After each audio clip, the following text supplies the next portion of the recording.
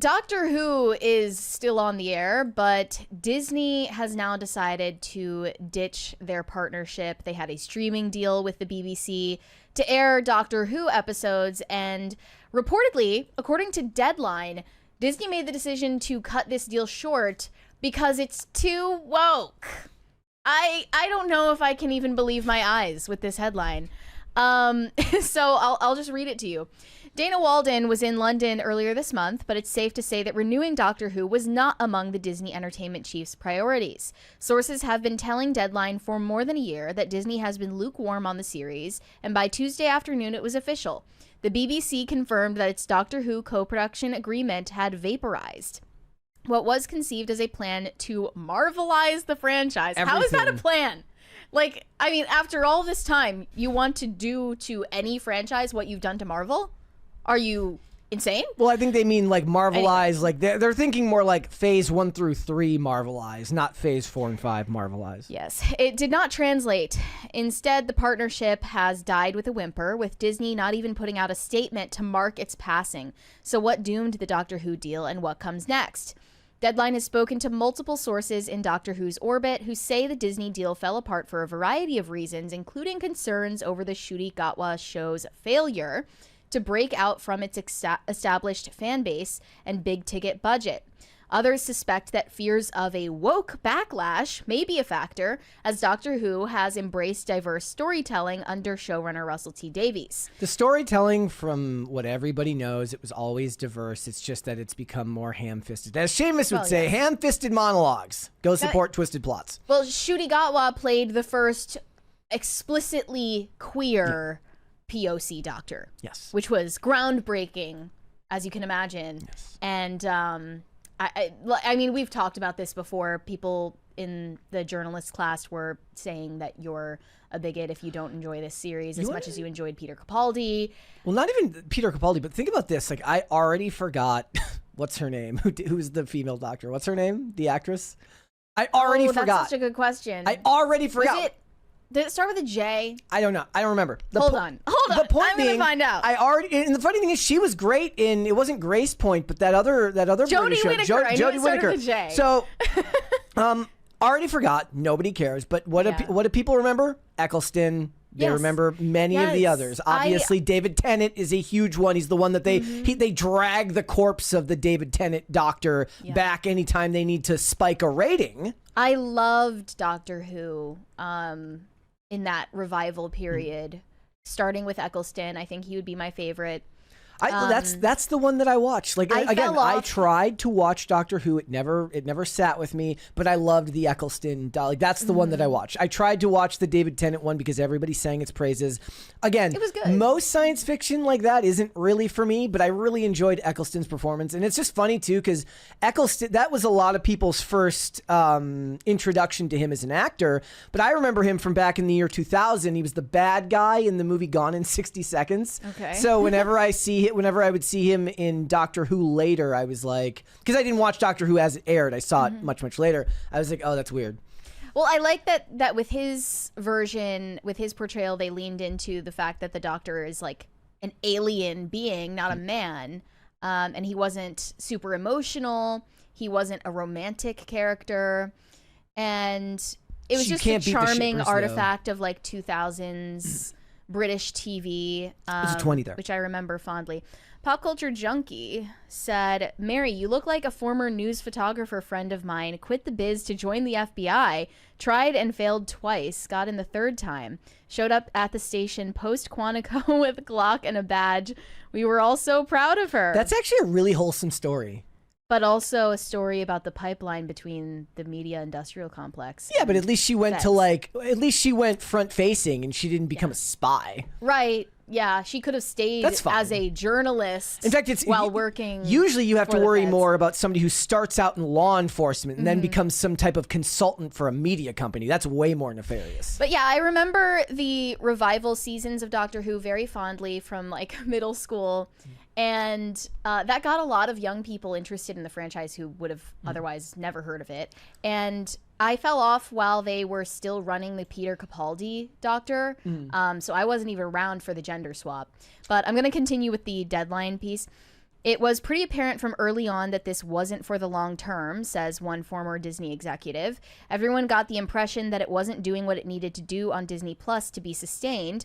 The writing has been on the wall for ages. There has been a complete lack of enthusiasm over at Disney. Failed to chart on both Nielsen and Luminate streaming charts. No entries. An Zero. executive at BBC Studios said it never felt like Disney were making much of a deal about the series, which I guess they mean that it wasn't marketed properly. We can't just blame Disney for this, okay? And then there were worries that it would not sit well with MAGA supporters in Trump's America, and that contributed to the decision as well. I don't know how far-fetched that sounds. I mean, does that sound like something that would actually come out of the mouth of a Disney executive? In today's day and age, yeah. Now it does feel like they're, I don't know if they would say those words, but they're worried about how the public is going to react. And, we've seen that with the way they've changed the animation in some of these movies and the way they seem to be shifting production. I don't think that that's hard to believe. AV Club is pissed. Oh, I have no doubt whatsoever. The show's budget between $8.5 million and $8.5 million an episode. That's as much as 16. The actual quote from Deadline, it says, one well-placed industry source said that Doctor Who became, quote, too woke for Trump's USA. And this was a factor in Disney's minds when it came to a renewal of their deal. Well, yeah, and plus it's the thing. It's a production deal. It's a producing deal. They don't even like stuff they don't own the rights to, anyways. AV Club says, in an era where diversity, equity, and inclusion initiatives are getting slashed and Jimmy Kimmel is being pulled off the air, it's not a stretch to imagine someone at Disney had qualms about a show so unapologetically queer and inclusive. But too woke is not a criticism that showrunner Russell T Davies was willing to entertain. He said, someone always brings up matters of diversity, and there are online warriors accusing us of diversity and wokeness and of involving messages and issues, and I have no time for this. I don't have a second to bear it, because what you might call diversity, I just call an open door. Okay, here's the problem, and this comes up a lot in the segments that I cover, which is that you can only expect these companies to subsidize your niche art for so long.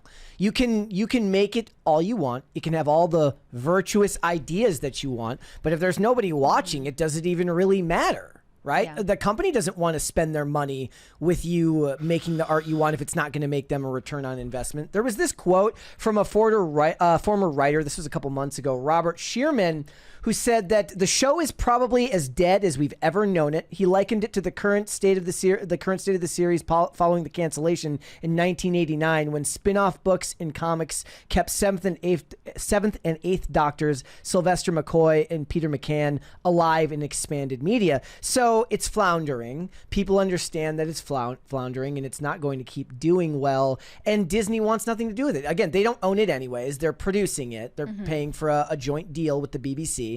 People don't know what's going on with the series anyways after the most recent regeneration, which doesn't actually make any sense. Yeah, so Ncuti Gatwa is not attached to Doctor Who anymore, but the regeneration shows the Doctor Rose Tyler take on the appearance of former companion Rose Tyler, played by Billie Piper, with Christopher Eccleston. So I don't know, like, the Doctor just took on the appearance of the companion, or is this actually Rose Tyler? No, none of it makes any sense. So the budgets are going to be supposedly slashed to around $3 million an episode, much less than what they were spending beforehand. There was a lot of uproar about this from some voices on Twitter.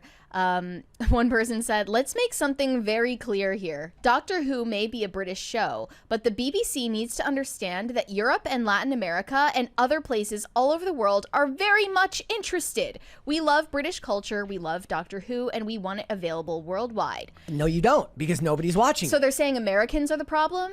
I mean, regardless of whether Americans are the problem, you have to appeal to Americans. Doesn't matter. You have no choice. This is like when women make a movie about girl power, say this movie's not for you, and then when you don't come out to see the movie, they get pissed at you.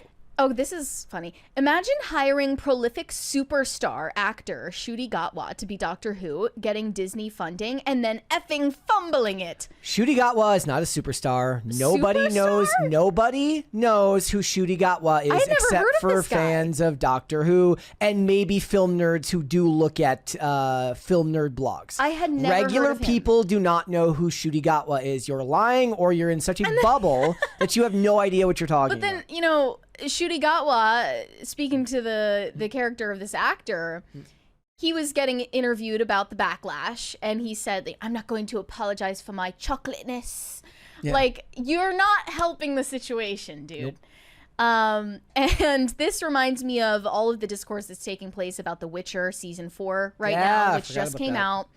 And they're scrambling for explanations how poorly it's being received. They're making a less stoic Witcher. Yeah. A less stoic Geralt. The showrunner, Lauren Hissrich, has addressed the backlash, saying, no one's taking the books away. No one's taking the video games away. Everyone can have their own version of The Witcher. And they also did say that this portrayal from Liam Hemsworth is going to be more emotional than Henry Cavill's portrayal. They say he's a little funnier in this season. He's a little more dry. He's also a lot more emotional. He's going through a lot of different things than we've seen in the past. And this is something that I was talking about with you earlier off air. I was just shocked at the amount of stills of Ncuti Gatwa as the Doctor where he is in tears. Yeah. That's not the Doctor I remember. Yeah. Like, I don't remember this super emotionally affected, weepy character. And similarly for The Witcher, that makes no sense for the story. So I have to try to be consistent here, because those comments there, I don't like them, but mainly it's because of what they did in Henry Cavill. But I remember not having a problem with what Bella Ramsey said when they were asking her about this at the end of the season 2 of The Last of Us was already out, and she said, there's nothing I can do about it anyways. The show is out. There is nothing that can be changed or altered. So I'm like, there's not really any point in reading or looking at anything, she said during an appearance at the Awardist podcast. People are, of course, entitled to their opinion, but it doesn't affect the show. It doesn't affect how the show continues or anything in any way. They're very separate things, so I just really don't engage. And she said, you still have the video. I says, you don't have to watch it. If you hate it that much, the game exists. You can just play the games. I actually, I was fine with that. I remember that didn't bother me. A lot of backlash for even saying that comment was defensible. Somehow that to me is less annoying than, maybe it's because she's the star, so she's the face of it anyways, whereas it's like the showrunner for the Witcher that's doing this, but she's just she is just doing her job, right? And They is just doing their job, and it didn't bother me. And I thought that was a perfectly reasonable response. And the Witcher one somehow comes off more nefarious, though I don't have a logical argument as to why. Only because of the context that we have about the showrunner, and her fighting clandestine plans to oust Henry Cavill. Yeah. The context makes it different, and Bella Ramsey's remark could have been a lot worse. Yeah, You're absolutely. right about that. IGN also put out a review for Witcher season 4. You give it a 7? Has more successes than missteps, but as a season, it feels incomplete. Yeah. That's an understatement. From I think it's fans. really, really low rated too. It's 23% from critics, and 50%, or 50% from critics, and even less from fans. Let me see if I can pull it up here. But on Rotten Tomatoes. Let me see here. I'm gonna pull it up here. The Witcher. Okay. They said it's another good, not great season for The Witcher. Thanks to a huge headline swap wherein Liam Hemsworth replaces Henry Cavill. Season 4 is the most plain so far, and there's a clumsiness to the finale that may make you feel like the season should have either ended sooner or sprung for a 9th episode. Look at this. 58% from critics and 18% from fans. Yeah. Sucks to suck. They should have just ended the series, honestly. Netflix is like, nay. Yeah. We're going to squeeze every last dime.